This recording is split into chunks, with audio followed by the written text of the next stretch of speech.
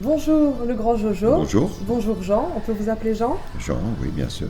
Alors comme vous aimez à le dire, vous avez 20 ans depuis 60 ans. Voilà. Est-ce que vous vous sentez un peu comme le patriarche de ces Franco 2016? Absolument, absolument. Je crois que je suis le plus âgé ici aujourd'hui. Je me suis échappé donc du musée du cinquantenaire, où j'étais le Brontosaur de la chanson belge. Et je suis arrivé ici au Franco, c'est la troisième fois. Et je suis très fier de le faire parce que nous sommes les derniers représentants. Il y a toutes, Tielemans, 92 je crois, Annie Cordy 86 et Grand Jojo 80. Nous sommes les derniers représentants de la musique belge. Si vous deviez recommencer votre carrière maintenant, est-ce qu'il y aurait éventuellement un groupe ou un musicien belge jeune qui pourrait vous inspirer? Mais bon, moi j'ai plusieurs groupes. Moi, initialement, je suis un musicien de jazz, qui n'a rien à voir avec la musique que je fais actuellement. Et j'ai un fils spirituel qui s'appelle Jean-Luc Fonck, qui m'appelle papa. On se téléphone souvent. Et je crois que c'est lui qui se rapproche le plus de l'esprit tout à fait démentiel de cette chanson belge. Voilà. Vous trouviez qu'à l'époque, il manquait cruellement de chansons qui invitent à la fête. Et donc vous avez décidé tout bonnement d'en créer. Et c'est vrai que tout le monde connaît encore aujourd'hui, tout le monde connaît vos succès comme On a soif et Viva Mexico, Jules César, et c'est des airs qui restent vraiment en tête et qui donnent la pêche. Est-ce que maintenant vous trouvez que ça a un petit peu évolué ou est-ce que vous estimez être toujours le seul on est toujours là, c'est la musique. En France, il y a Patrick Sébastien et en Belgique, il y a le Grand Jojo. Alors est-ce qu'on pourrait dire, si je vous disais vous êtes un peu notre Patrick Sébastien à nous, voilà. Est-ce que vous trouveriez la comparaison flatteuse? Voilà, en plus sympa. Voilà. En plus sympa. Ça c'est sûr, puisque vous êtes belge, avec la belgitude en plus. En plus sympa, de toute façon. Est-ce que vous auriez éventuellement un souvenir, un très beau souvenir de scène à nous raconter? Ben, évidemment, 86. 86, les Diables Rouges, le Mexique, donc le voyage, le retour à Bruxelles. C'est un souvenir vraiment extraordinaire.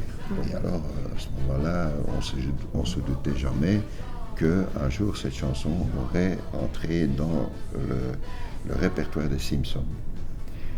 Que cette chanson aurait été dans un film de Clint Eastwood. Que cette chanson aurait fait 3,5 millions de disques au Japon. Jamais on aurait imaginé cette chanson qui, au départ, est partie sur le son d'une machine à laver.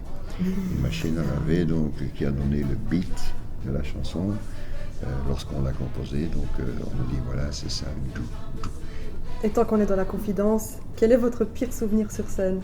Ou un petit moment gênant que vous auriez vécu mais le pire moment, le pire moment pour un artiste sur scène, que j'ai connu par exemple avec Annie Cordy, qui était sur scène lorsque sa maman est décédée.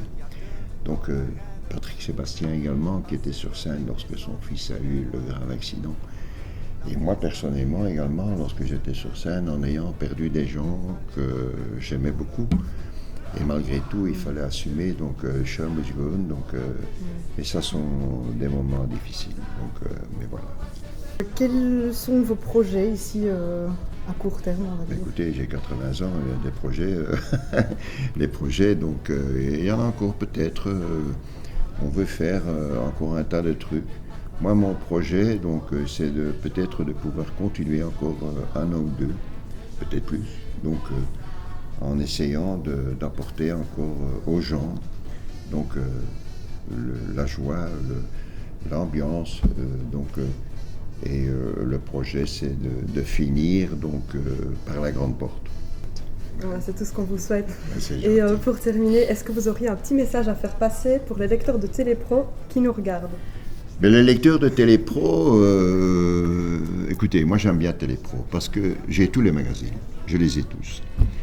Je suis ça de très près Et je pense que Télépro est un chouette petit magazine qui a grandi beaucoup et qui est donc devenu je pense, un magazine que les gens aiment bien et avec lequel j'ai eu plaisir ce soir de collaborer et de dire aux gens, voilà, lisez Télépro parce que les programmes sont bien faits et vous y retrouvez également le grand joujou. Et voilà, c'est ça. Eh bien, merci beaucoup, pour cette interview. Je vous en prie. Merci.